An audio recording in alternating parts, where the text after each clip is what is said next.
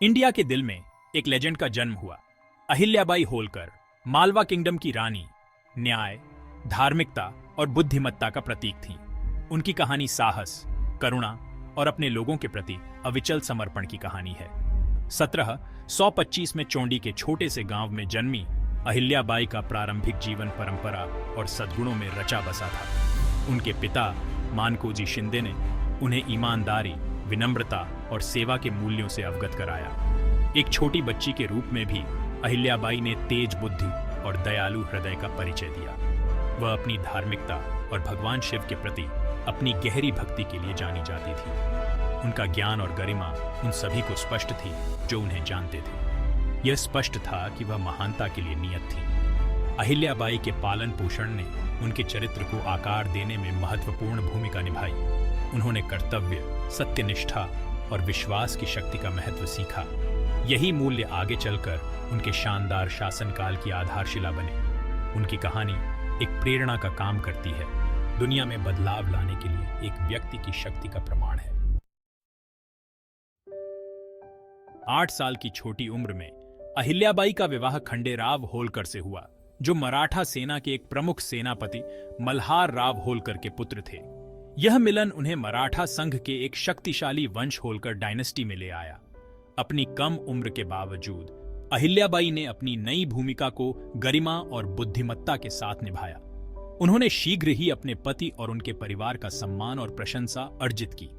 खंडेराव ने अपनी पत्नी की बुद्धिमत्ता और चरित्र की दृढ़ता को पहचानते हुए उन्हें राज्य के मामलों में शामिल होने के लिए प्रोत्साहित किया। अहिल्याबाई सीखने और सेवा करने के लिए उत्सुक अपने पति के साथ सैन्य अभियानों पर गईं और प्रशासन और कूटनीति में बहुमूल्य अनुभव प्राप्त किया। वह एक सक्षम रणनीतिकार और एक दयालु नेता साबित हुई, जिससे लोगों का विश्वास जीता। 1754 में त्रासदी आई जब कुम्हेर की घेराबंदी में खंडेराव मारे गए। अहिल्याबाई, दुखी लेकिन दृढ़, ने निराशा के आगे घुटने टेकने से इनकार कर दिया। उन्होंने नेतृत्व की बागडोर अपने हाथ में ली, अपने पति की विरासत को जारी रखने और अपने लोगों की रक्षा करने के लिए दृढ़ संकल्पित रही। प्रतिकूलता का सामना करने में उनके साहस और दृढ़ता ने एक सच्चे नेता के रूप में उनके स्थान को मजबूत किया। मराठा सेना और उनके ससुर मल्हार राव होलकर के समर्थन से अहिल्याबाई 1767 में इंदौर की गद्दी पर बैठी। 18वीं शताब्दी के भारत में यह एक दुर्लभ घटना थी, जहां महिला शासक एक अपवाद थी। हालांकि अहिल्याबाई की योग्यता और करुणा ने उनके लोगों और दरबार का सम्मान अर्जित किया था। उन्होंने रानी के रूप में अपनी भूमिका को गरिमा और दृढ़ संकल्प के साथ स्वीकार किया और लगभग 3 दशकों तक शासन किया। अहिल्याबाई का शासन न्याय, समृद्धि और उनकी प्रजा के कल्याण के प्रति गहरी चिंता से चिह्नित था। उन्होंने स्वयं को एक सक्षम प्रशासक साबित किया, राज्य की राजस्व व्यवस्था में सुधार किया और व्यापार और वाणिज्य को बढ़ावा दिया। उन्होंने सभी के लिए त्वरित और निष्पक्ष न्याय सुनिश्चित करने के लिए अदालतों की एक प्रणाली स्थापित की। उनका शासन इंदौर के लिए एक स्वर्ण युग था, जो उनके ज्ञान और उदारता का प्रमाण था। अपनी शाही हैसियत के बावजूद अहिल्याबाई अत्यधिक धार्मिक और विनम्र रही। उन्होंने अपने दिन की शुरुआत प्रार्थना से की और अपने सभी प्रयासों में भगवान शिव से मार्गदर्शन मांगा। उनका मानना था कि सच्चा नेतृत्व सेवा और भक्ति के स्थान से उपजा है। उनकी धर्मपरायणता और विनम्रता ने उन्हें अपने लोगों का प्रिय बना दिया, जिन्होंने उन्हें एक आदर्श शासक के रूप में देखा। अहिल्याबाई का शासनकाल न्याय और अपनी प्रजा के कल्याण के प्रति उनकी प्रतिबद्धता से परिभाषित होता है। उन्होंने कई सुधार लागू किए, जिससे उनके लोगों के जीवन में सुधार आया। उनकी पहली प्राथमिकता एक निष्पक्ष और कुशल न्यायिक प्रणाली सुनिश्चित करना था। उसने अपने पूरे राज्य में अदालतें स्थापित की और व्यक्तिगत रूप से न्याय के वितरण की देखरेख की, ये सुनिश्चित करते हुए कि उसके सभी विषयों, चाहे उनकी सामाजिक स्थिति कुछ भी हो, को उचित सुनवाई मिले। एक संपन्न अर्थव्यवस्था के महत्व को स्वीकार करते हुए अहिल्याबाई ने ऐसी नीतियां लागू की जो व्यापार और वाणिज्य को बढ़ावा देती थीं। उसने व्यापारियों पर कर कम किए और नए उद्योगों की स्थापना को प्रोत्साहित किया। उसने बुनियादी ढांचे में भी भारी निवेश किया, सड़कों, पुलों और सिंचाई नहरों का निर्माण किया। इन पहलों ने न केवल व्यापार को सुविधाजनक बनाया, बल्कि कृषि उत्पादकता में भी सुधार किया, जिससे उनके राज्य के लिए समृद्धि में वृद्धि हुई। शिक्षा एक और क्षेत्र था जिस पर अहिल्याबाई ने विशेष ध्यान दिया। उनका मानना था कि एक शिक्षित आबादी उनके राज्य की प्रगति के लिए महत्वपूर्ण है। उसने अपने पूरे राज्य में स्कूलों और कॉलेजों की स्थापना की, जिससे जीवन के सभी वर्गों के लोगों को शिक्षा मिल सके। उसने विद्वानों और कलाकारों को भी संरक्षण दिया, जिससे उसके दरबार में एक जीवंत सांस्कृतिक वातावरण को बढ़ावा मिला। भाग 5, शासक और परमात्मा, एक अटूट बंधन। भगवान शिव के प्रति अहिल्याबाई की गहरी भक्ति उनके जीवन और उनके शासनकाल का एक अभिन्न अंग थी। उनका मानना था कि उनकी शक्ति और अधिकार ईश्वर से प्राप्त हुए हैं। हर सुबह वह भगवान शिव से मार्गदर्शन और शक्ति प्राप्त करने के लिए भोर से पहले उठती थीं। उनकी धर्मपरायणता केवल एक व्यक्तिगत मामला नहीं था, इसने शासन के प्रति उनके दृष्टिकोण को प्रभावित किया। उन्होंने इस समझ के साथ शासन किया कि वह न केवल अपने लोगों के प्रति बल्कि एक उच्च शक्ति के प्रति भी जवाबदेह हैं। अहिल्याबाई के शासनकाल में भगवान शिव को समर्पित कई मंदिरों और तीर्थ स्थलों का निर्माण हुआ। उनके सबसे उल्लेखनीय योगदानों में से एक वाराणसी में काशी विश्वनाथ मंदिर का पुनर्निर्माण था, जो हिंदुओं के लिए अत्यधिक धार्मिक महत्व का स्थान है। धर्मपरायणता के इस कार्य ने उन्हें पूरे भारत के लोगों का सम्मान और प्रशंसा दिलाई। एक धर्मनिष्ठ और धर्मी शासक के रूप में उनकी विरासत को मजबूत किया। भगवान शिव के प्रति उनकी भक्ति केवल मंदिर निर्माण के भव्य इशारों तक ही सीमित नहीं थी, वह व्यक्तिगत धर्मपरायणता के कार्यों में भी संलग्न रहीं। अक्सर पवित्र स्थलों की तीर्थ यात्राएं करती थीं। ये यात्राएं केवल धार्मिक भ्रमण नहीं थीं, वे उनके लिए अपने लोगों से जुड़ने, उनकी जरूरतों को समझने और न्याय करने का एक अवसर थे। उनकी धर्मपरायणता एक शासक के रूप में उनकी भूमिका के साथ गुंथी हुई थी, जो उन्हें एक सुलभ और प्रिय व्यक्ति बनाती थी। भाग 6, कला और वास्तुकला के संरक्षक। अहिल्याबाई का शासनकाल न केवल राजनीतिक कौशल और धार्मिक भक्ति से बल्कि कलाओं के प्रति गहरी प्रशंसा से भी चिह्नित था। उन्होंने लोगों को प्रेरित करने, उत्थान करने और एकजुट करने के लिए कला और वास्तुकला की शक्ति को पहचाना। उनके संरक्षण से उनके राज्य के भीतर कलात्मक गतिविधियों का विकास हुआ, जिसके परिणाम स्वरूप मराठा वास्तुकला के कुछ बेहतरीन उदाहरणों का निर्माण हुआ। उनके शासनकाल में उनके राज्य और उसके बाहर मंदिरों, घाटों, कुओं और यात्रियों के लिए विश्राम गृहों का निर्माण किया गया था। ये संरचनाएं केवल कार्यात्मक नहीं थीं, उन्हें सौंदर्य शास्त्र के लिए एक गहरी नजर से डिजाइन किया गया था, जो मराठा कारीगरों के कौशल और रचनात्मकता को प्रदर्शित करता था। जटिल कार्विंग्स, नाजुक फ्रेस्कोज और राजसी मेहराब आज भी अहिल्याबाई के दृष्टिकोण और भारतीय कला और वास्तुकला के संरक्षण और संवर्धन के प्रति उनकी प्रतिबद्धता के प्रमाण के रूप में खड़े हैं। उनके सबसे उल्लेखनीय वास्तुशिल्प योगदानों में उनकी राजधानी माहेश्वर में उनके द्वारा बनवाए गए कई मंदिर हैं। विभिन्न देवी देवताओं को समर्पित ये मंदिर अपनी उत्कृष्ट कारीगरी और शांत वातावरण के लिए जाने जाते हैं। वे दुनिया भर से तीर्थयात्रियों और पर्यटकों को आकर्षित करना जारी रखते हैं, जो कला के संरक्षक के रूप में अहिल्याबाई की विरासत की याद दिलाते हैं। जनता की रानी, प्रेम की विरासत।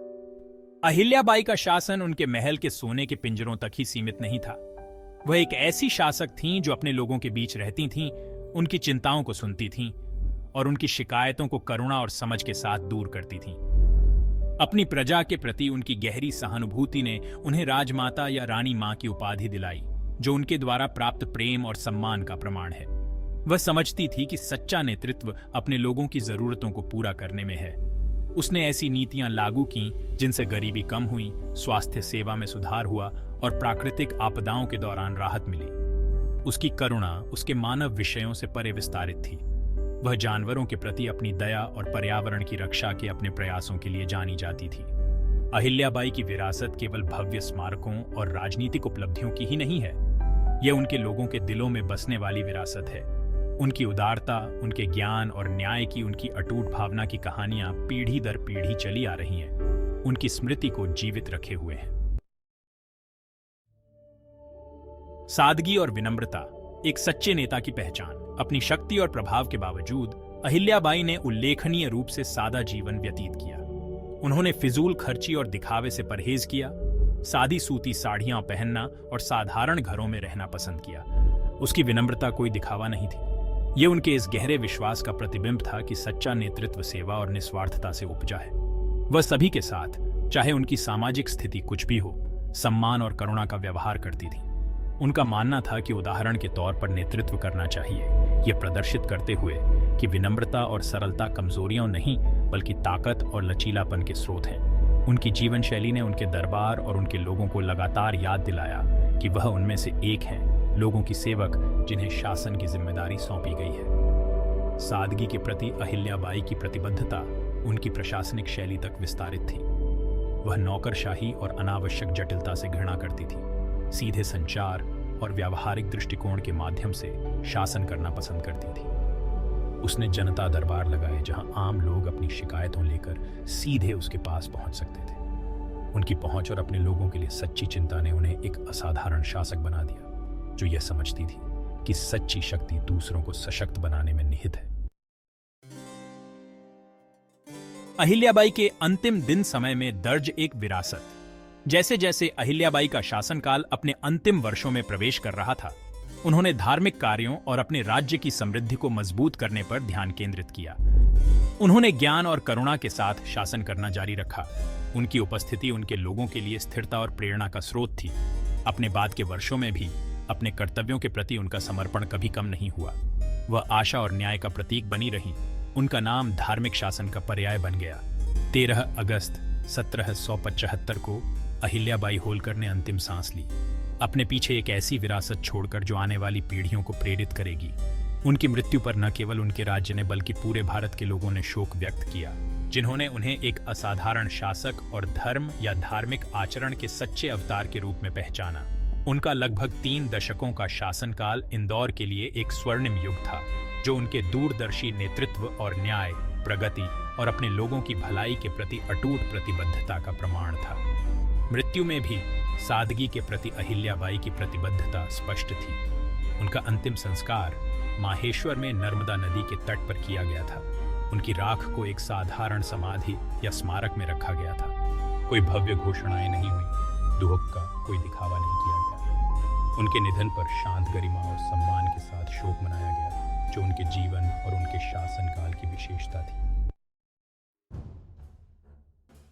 निष्कर्ष: अहिल्याबाई होलकर की स्थायी प्रेरणा। अहिल्याबाई होलकर की विरासत समय और भूगोल की सीमाओं से परे है। वह आशा की किरण के रूप में खड़ी है, दुनिया में एक व्यक्ति की बदलाव लाने की शक्ति का प्रमाण है। उनकी कहानी एक शक्तिशाली अनुस्मारक है कि सच्चा नेतृत्व शक्ति या विशेषाधिकार के बारे में नहीं है, बल्कि सेवा, करुणा और न्याय के प्रति अटूट प्रतिबद्धता के बारे में है। उनका शासन दुनिया भर के नेताओं के लिए एक प्रेरणा का काम करता है। यह प्रदर्शित करता है कि शक्ति और करुणा दोनों के साथ शासन करना, सामाजिक न्याय के साथ आर्थिक प्रगति को संतुलित करना और नेतृत्व की जिम्मेदारियों को त्यागे बिना धर्मपरायणता का जीवन जीना संभव है। उनकी विरासत मानव आत्मा की शक्ति का प्रमाण है। इस बात का एक चमकता उदाहरण है कि क्या हासिल किया जा सकता है जब समर्पण, दृढ़ संकल्प और मानवता के प्रति गहरा प्रेम अभिसर्जित होता है।